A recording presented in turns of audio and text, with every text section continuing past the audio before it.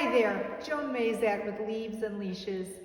A few days ago, it was so cold and so nasty, but I still went outside and I dug up my colocasia bulbs. As a reminder, those are those beautiful elephant ear type plants, and I just got mine at Costco 2 years ago.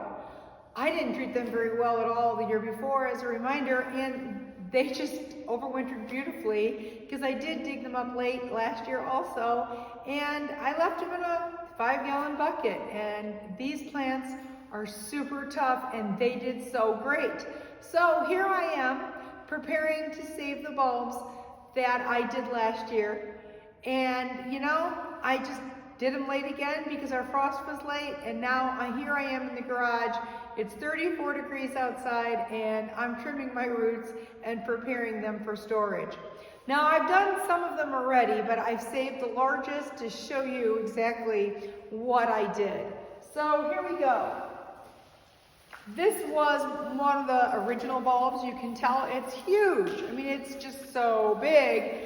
And when I dug them up, I took my spade and chopped the foliage off. Now, a couple days later, the soil has been dry. You can see the roots are starting to actually just kind of dehydrate. And I'm going to just take my clippers, and I must admit this is kind of dirty, and dirt dulls your clippers. These are old, not my particularly favorite ones, so I use them for this type of job. And I'm taking those roots off. Now, if I had more time and if it wasn't, well, let's say the 11th of November tomorrow, I would probably leave them a little longer and let that dry up a little bit more on the soil, etc. But I'm pressed for time. I'm a hurried gardener, and I know that I did not treat these bulbs very well last year, and they were just absolutely fantastic. So to prepare these for storage, again, I'm going through, I'm taking off the roots, cleaning off any dead debris that I possibly can. And even after 2 days or so, this is starting to cure and harden and getting prepared to go dormant for the winter months.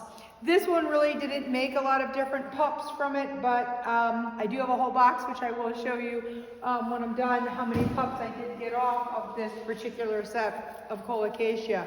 This again is one of the more mature ones, much more of a cluster. I'm just going to take some of that loose dirt off again, not with the blades of my clippers, but maybe with the nose closed, and quickly going through and pruning off those roots. As they dry up and dehydrate, they will start to shrivel back. But you can see just how many eyes this particular bulb had made. 1, 2, 3, 4, with one coming off the side, and that those bulbs bulblets are coming off the main bulb to create a much more bushy presentation as this plant will grow out next summer, and as it has done. I'm going to loosen that soil up. And after I go through and clean these, I'm going to put them in a smaller box. At this point, I had laid them out on a piece of paper on the garage floor to do their initial dry out, to get some of that soil dried and moving forward. And as you can see, when I cut them with the spade outside, they're a little long. And so I'm going to go ahead and cut that material off a little closer. And if you actually look, you can see at the centers where the new leaves would have been pushing through, and so they were actively growing even though we were hitting frost. So here we go. This bulb is pretty much cleaned up. This one's a little tougher because of so many different bulblets attached to it, but again, these plants are tougher than you think they are. And into the container it goes. And this is just another example of the one that had one of the larger tubers without all the pups, a larger leaf presentation without the babies, and you can see now that it is starting to make more bulblets on the main bulb that will be prepared for next spring. So I'm going to go ahead, trim off those roots so that they don't mold and get gross in storage, and so that they dry properly. You can see a shoot coming off right there, which will be a viable shoot for next year. And trim off all that extra that I possibly can. A lot of these fleshy guys will just dehydrate and be onto the bulb. That one is trimmed pretty far back, and into the box it goes. Again, they grow a bit differently. Some from the main bulb making several leads, and some of them basically staying as is. So I'm going to take the camera off the tripod and just to kind of show you guys the incredible multiplication rate just a few bulbs had done from my originals.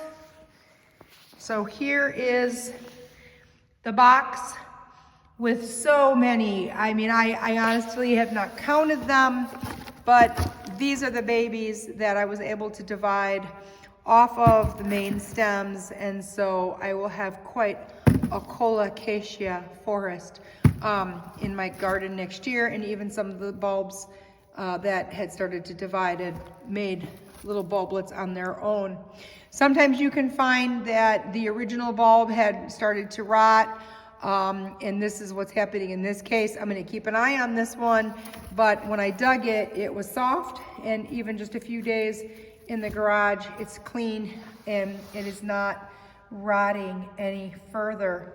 So my next step after this is to get these out of the cold garage, clean up the remainders, get them out of the cold garage, let them dry up a little bit more in the basement, and once I see that the soil is dry and that the plant material that is remaining has dehydrated, I will go ahead and put those into some light sawdust cover into these crates and put some of that nice craft paper over it and let them go to sleep for the winter. Well, I hope this little quick education on colocasia bulbs has helped you.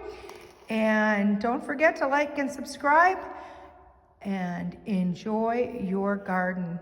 And I am still gardening in November.